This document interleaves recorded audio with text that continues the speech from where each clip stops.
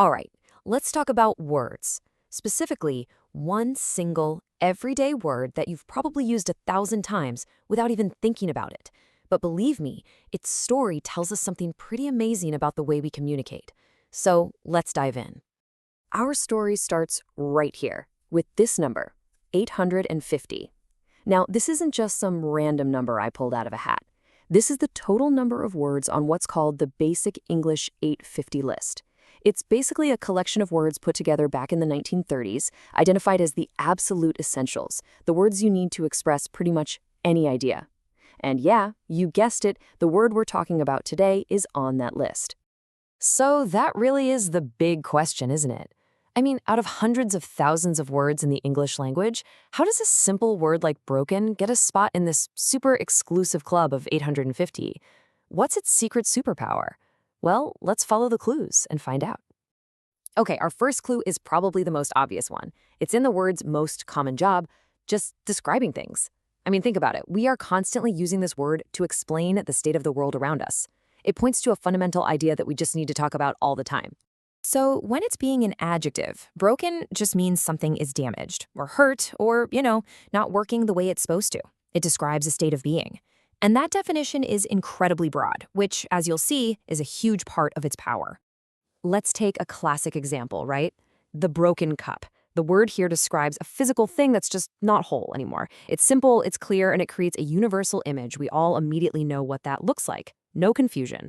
But here's where it gets more interesting. It doesn't just work for things, for inanimate objects.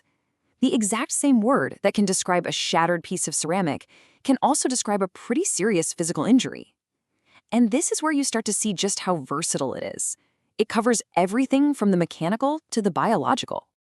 All right, so broken is a seriously powerful adjective. We've got that down. But that's only half the picture. Our second clue shows us that this word is actually leading a double life. It's not just about a state of being, it's also about the result of an action. Check this out. Broken is what's called the past participle of the verb to break.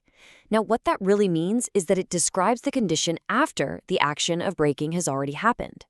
See, that cup on the floor didn't just magically appear broken. Something broke it. This one little word connects a static description to a whole dynamic event.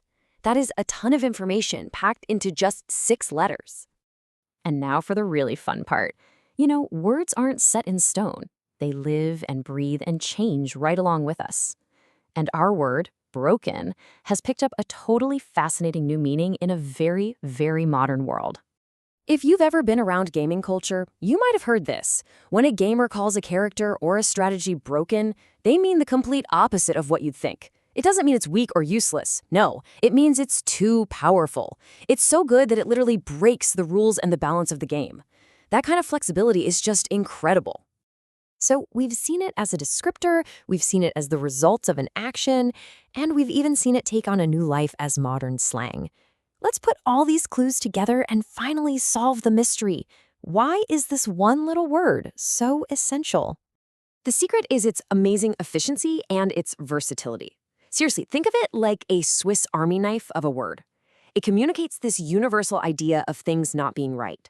It can be a static adjective, and it can be the result of a dynamic verb, all at the same time. And the fact that it can evolve to even mean its own opposite, well, that just shows how deeply wired it is into the way we think and speak. And that really brings us to the end of our little journey. The story of broken proves that sometimes the simplest, most overlooked words are the ones carrying the most weight. It kind of makes you wonder, right? What other everyday words are out there, hiding their own secret powers? So I'll leave you with this. What simple word do you think is the most powerful?